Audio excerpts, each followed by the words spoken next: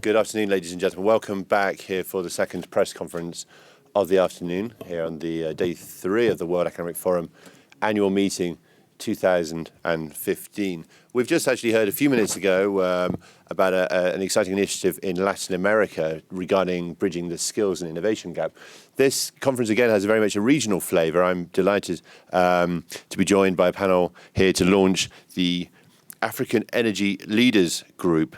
It's an initiative launched here today at the World Economic Forum, bringing together leaders with the mission of building public-private partnerships, leveraging political support, and mobilizing funds for sustainable energy and development on the continent. Now, I'm reliably informed this basically takes the form of 3 pillars: driving universal access, driving efficiency, and driving renewables. But I'm not the expert here. I'm going to hand over to my panel to tell us some more. First speaker, I'm delighted to be joined by Kandi Kala-Yumkala, who is the Under-Secretary General and Special Representative of the United Nations Sustainable Energy for All, based in Vienna. Also on the Global Agenda Council on Future of Electricity. Sir. Thank you very much.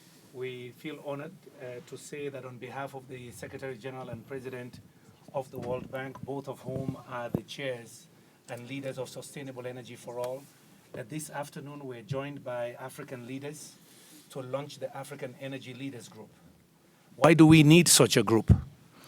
Africa has about 620 million people without electricity. By 2050, we're adding another billion people to that group. This morning, in one of the panels, Prime Minister Duncan of Côte d'Ivoire said that normally they say that water brings life, but he also added energy drives growth and prosperity. So to power Africa, to provide jobs and opportunity and economic transformation for its 2.5 billion people estimated to live there by 2050, we need massive investments in expanding its energy generation capacity and making energy accessible and affordable to its citizens. This African Energy Leaders Group has that in mind. How do we bring the public and the private sector together to create regional markets for large transformative energy projects using all of Africa's energy resources? We emphasize all of Africa's energy resources, because it is also true that in the last 5 years, 30% of the new oil and gas discoveries were in that continent.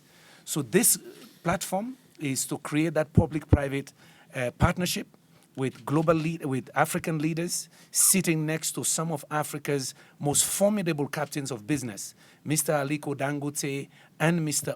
Tony Olumelu, Mr. Kabaruka, with global leaders like Prime Minister Duncan and also President Mahama, who will be co-chairing this group to bring other private sector players into the energy sector, but also promote market integration.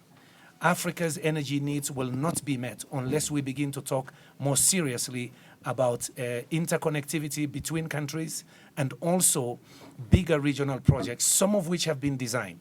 So one of the things we will do immediately with this group is to put in front of them some of the projects that have been designed by the African Development Bank and also the power pools, to see how, in fact, we can begin to look at execution and implementation of those, but bringing in foreign private investment and technology to partner with African businesses to generate more power and expand Africa's energy markets.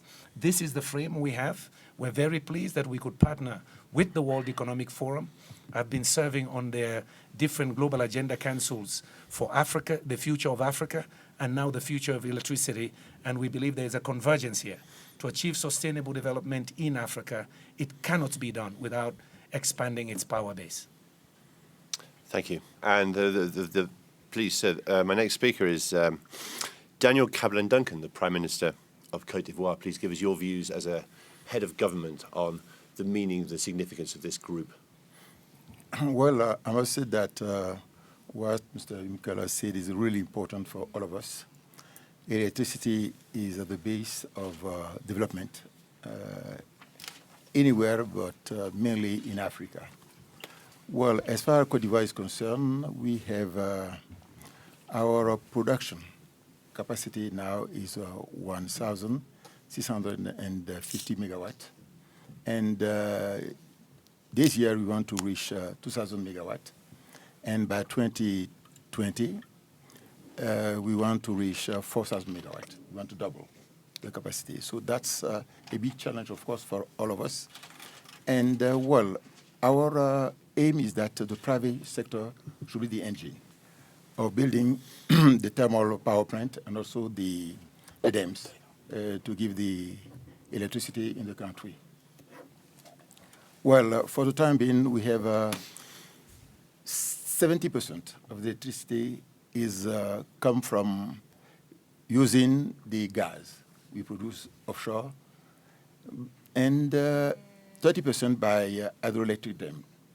But by 2020, we want to change to have 60% by hydroelectric dam, and let's say 30% by natural gas, and 10% by, let's say, renewable energy, and mainly biomass, solar, and so on.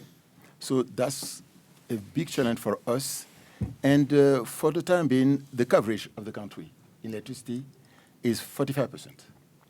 But the access of population is 80%. So we want that by 2020, we can cover all the needs of the country. So that's need to have more plants. And we want, if you want the private sector to be the engine, we have to change the framework, the regulatory framework, so that they can be interested in investing in the sector of energy in Côte d'Ivoire. And we are doing that. And we hope that we can go on producing electricity, not only for Côte d'Ivoire, but also, maybe you don't know, we supply electricity to Ghana, Togo and Benin, and also in the north to Burkina Faso and Mali. And finally, I would say that we have been asked to supply electricity on the western part of Côte d'Ivoire to Liberia, and also to Guinea-Conakry, and also to Sierra Leone. So we are a kind of hub in the Western African power pool. So that's also a challenge to work not only for Côte d'Ivoire, but also for the sub-region. Thank you. Thank you. And I'd just like to know, for our third speaker, turn to Tony Elumelu, who's the founder of the Tony Elumelu Foundation in Nigeria. We've been hearing about the importance of the private sector. So, sir, perhaps you could give us your thoughts on this initiative and the role that you can play and your peers in the private sector. This is a very good initiative, and I'd like to... Can you hear me? Yeah, it's working. Okay, and I'd like to commend our brother, the Undersecretary, Mr. Sustainable Energy, Yumkela, for spearheading to a large extent all of these efforts. I believe he must have told us or said to share with you all the power deficiency in Africa. The issue to me is we should begin to move to execution. And right here at the governance level of this initiative body, we have investors, we have policymakers, and we also have financiers. So the combination of these three stakeholders will make this work very well. I speak here now as an investor in the power sector, and we produce currently about 610 megawatts of electricity. We intend to move it to 1,000 quickly, 750 by end of March, and 1,000, but that is in the first instance in Nigeria. That cannot even move any needle at all. So this combination or this kind of coalition will help us tap into the regional opportunities regional opportunities that we have, and see how the investors and the policymakers and financiers are working together. This can achieve our objective. Policymakers are very important in the equation, and because we need to harmonize policies across the most of the regions, in this case the West African region. I believe that the political leadership will help to provide these policies that will enable the private sector to take advantage of the opportunities that exist. We have the natural endowment that can help us achieve, to a large extent, a significant part of what we need. At the same time, we have the market for this. So we have almost everything it takes to work. We should do so. And we also will be calling on our international partners, private sector partners, as well as people in the development world to put resources together so that we can achieve significant improvement in access to electricity across the sub-region. Thank you. Fantastic. I can see the stakeholder sets coming together. We've had the policymakers lining up. We've got the private enterprise lining up now. And I think we're turning, as Tony Malamele said, to the finances.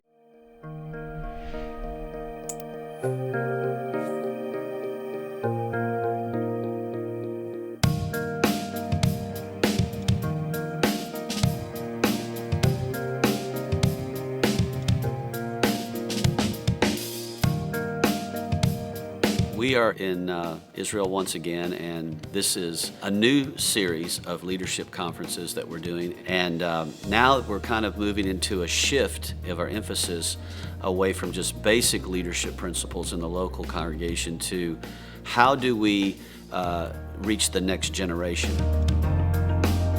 We're building on what the foundation we've already laid. So one of the challenges, but also the joy, is seeing your next generation become the present generation. Now we're kind of getting a little more personal. We're talking a little bit more from our own personal leadership development in our own congregations, and we're trying to bring some of the messages that we think are pertinent to the season and the time of the congregation here in Israel. Generation to generation. That is really our heart, passing the leadership of the congregation from our generation to the generation to come. I think that we're going to be empowered by knowledge of God's kingdom and power to serve Him in an effective way. I think the most valuable thing that a young leader could learn is to think big and to put aside what you think your limitations are and realize that with God, you can really do whatever. So training leaders is being able to really give of yourself. It's not just sharing the gospel, but sharing yourself, your experience, your life stories. And to let leaders know around the world, and especially here in Israel, that what they're going through, hey, listen, we've gone through. We want to see everything grow. We want to see the ministry grow. We want to see the size of the congregation grow. We want to see your finances grow here in Israel. And we want to see a spiritual growth and development within the leadership that are here.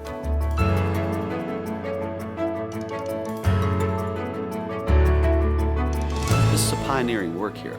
This is not easy to start anything. We need to really be praying for the leaders here because they have to endure quite a bit to keep moving forward. And so I just have a special heart for our church, and back in America has a special place for this nation, and we're trying to do what we can to invest in the future of Israel. And I just encourage anybody that is has a heart for Israel to also be supportive. I want to encourage the people that are putting this together. Thank you to Ma'oz and to all the different ministries that are involved. It means a lot when you have leadership from around the world coming and sowing into and supporting the small leadership that's here in Israel.